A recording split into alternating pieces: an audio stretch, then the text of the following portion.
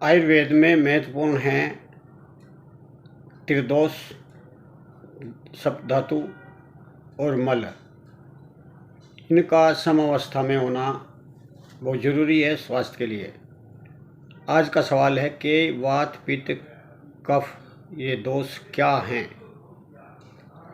आम आदमी जानना चाहता है कि वात, पित्त, कफ दोष क्या है।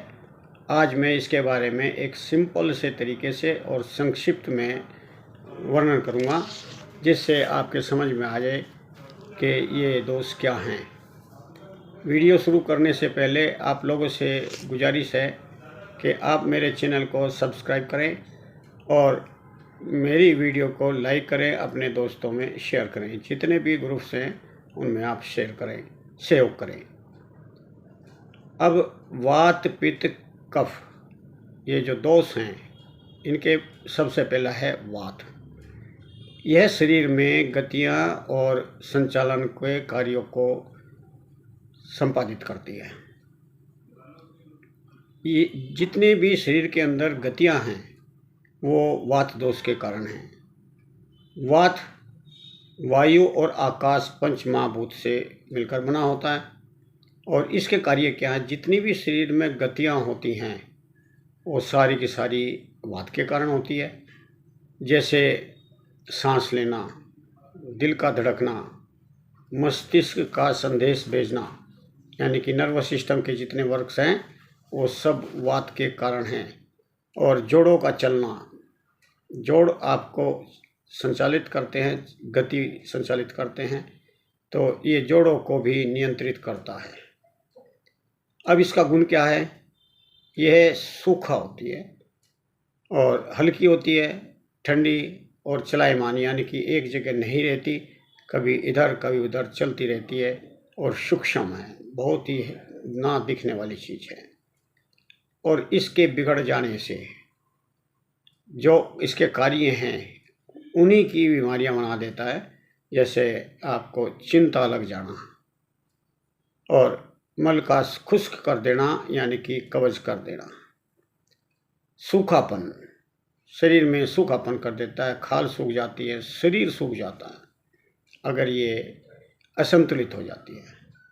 शरीर में थकान के रोग होने लगते हैं और जोड़ों को दर्द होने लगते हैं। वात रोगों में जैसे पैरालिसिस है, अधरंग टाइप की चीज़ें, ये सारे वात रोग जो है वो इस दोष के कारण ही होती हैं। अब है दूसरा दोष, पित्त दोष। पित्त दोष एनर्जी और पाचन क्रिया को प्रतिनिधित्व करता है। यह जो पित्त है ये अग्नि और जल से मिलकर बना है। अब लगा लो आप आग हो और थोड़ा पानी गूंथ दिया जाए, किस तरीके का होगा। ये तरल पदार्थ होगा और बहुत गर्म होगा। इसकी भूमिका शरीर में क्या है, ये पाचन क्रिया को संपादित करती है। मेटाबॉलिज्म क्रिया जितनी है वो इसके कारण होती है। शरीर का तापमान इसके कारण होता है और बुद्धि का नियंत्रण भी पित्त के कारण होता है। और इसके गुण क्या हैं, ये गर्म है, इसके ये और तीखा है, हल्का है, तेज है और तरल पदार्थ के रूप में है। अगर ये बिगड़ जाए तो त्वचा के रोग होते हैं, खून खराब हो जाता है, खून की गर्मी, शरीर की गर्मी, गुस्सा, पेट की गर्मी यानी कि एसिडिटी और अतिसार, दस्त लग जाना, पेट में जलन, शरीर में पूरा टेम्परेचर बढ़ जाता है। इस प्रकार से शरीर में ये वर्क करती है। अब है कफ दोष। कफ दोष शरीर की संरचना और स्थिरता का प्रतिनिधित्व करती है, यानी कि ये शरीर का निर्माण करती है और उसको स्थिर सॉलिड रखने का कार्य करती है। यह कफ जल और पृथ्वी तत्व से, पंचमहाभूत से बना होता है। पृथ्वी और जल यानी कि कीचड़ के समान। पृथ्वी के कारण ये भारी होता है। भूमिका क्या है इसके शरीर में?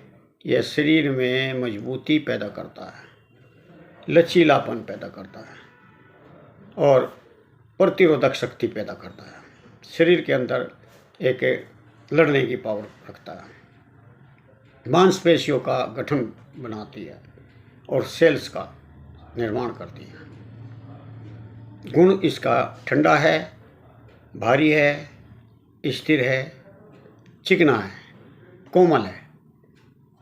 और अगर ये बिगड़ जाए, असंतुलन हो जाए इसका, तो ये आलस पैदा करता है, मोटापा पैदा करता है, वजन बढ़ जाता है, सर्दी जुकाम रहने लगते हैं, कफ के जितने रोग हैं वो होने लगते हैं, जैसे निमोनिया होना, नाक का पॉलिपस वगैरह बढ़ना, आलस चढ़ा रहना और सुस्ती रहना। कफ के रोग जितने भी हैं सब पैदा हो सकते हैं। अब त्रिदोष का संतुलन रहना क्यों जरूरी है? इन तीनों का संतुलन है तो आप स्वस्थ हैं, आपके अंदर इम्यूनिटी बूस्ट है। इसी को हम इम्यूनिटी कहते हैं। यानी कि आपके अंदर कोई भी रोग नहीं घुस सकता जब तक वात और पित्त कफ सामान्य है, साम्यावस्था में है। अगर ये असंतुलित हो जाते हैं तो बीमारियां बन जाती हैं। एलोपैथिक के अनुसार बैक्टीरिया इन्फेक्शन, वायरस इन्फेक्शन जो होते हैं वो इनके असंतुलन के बाद ही होते हैं। आपके समझ में आया होगा कि जब तक ये नहीं बिगड़ते तो कोई बैक्टीरिया या कोई वायरस असर नहीं करता। यानी कि इसी को इम्यूनिटी कहते हैं। इनके असंतुलन में ही बीमारियां घुसती हैं, बीमारियां होती हैं। आयुर्वेद का उद्देश्य भी यही है कि तीनों दोषों को सामान्य अवस्था में रखें। इसी से आपकी शारीरिक और मानसिक स्वास्थ्य का निर्माण होता है। इसके संतुलन के लिए एक छोटा सा उपाय है, लाइफ स्टाइल ठीक रखें, भोजन समय पर करें, भोजन मौसमी करें, मौसम के अनुसार करें, आयु के अनुसार करें, मौसम अपनी बीमारी के हिसाब से करें, और भोजन आप अपनी बीमारी के हिसाब से करें। मान लो कफ विकृत है या आपकी कफ की तासीर है तो आप कफ का उल्टा आप गर्म चीज़ें खाएं। आप जैसे काली मिर्च है, अदरक है, लहसुन है, इनका इस्तेमाल करने से कफ दोष नॉर्मल रहेगा। पित्त गर्म होता है, पित्त के दोष हैं, जैसे आपको एसिडिटी है या आपको त्वचा के रोग हैं तो आप पित्तनाशक चीज़ें लें, ठंडी चीज़ें लें। जिस प्रकार अच्छा आंवला है, ये त्रिदोष नाशक हैं। कुछ चीज़ें ऐसी हैं आहार में जो त्रिदोष नाशक हैं, उनका प्रयोग जरूर करें, जैसे गिलोय, आंवला, त्रिफला, ये चीज़ें आपको संभाल कर रखती हैं। धन्यवाद। आज इतना ही। मैं उम्मीद करता हूँ आपको ये वीडियो पसंद आई होगी, और अगर पसंद आई या ना पसंद आई आप कमेंट में ज़रूर लिखें। चलते चलते एक बार फिर गुजारिश करता हूँ कि आप मेरे चैनल को सब्सक्राइब करें और इसको लाइक करें, शेयर करें और कमेंट करें। धन्यवाद। नमस्कार।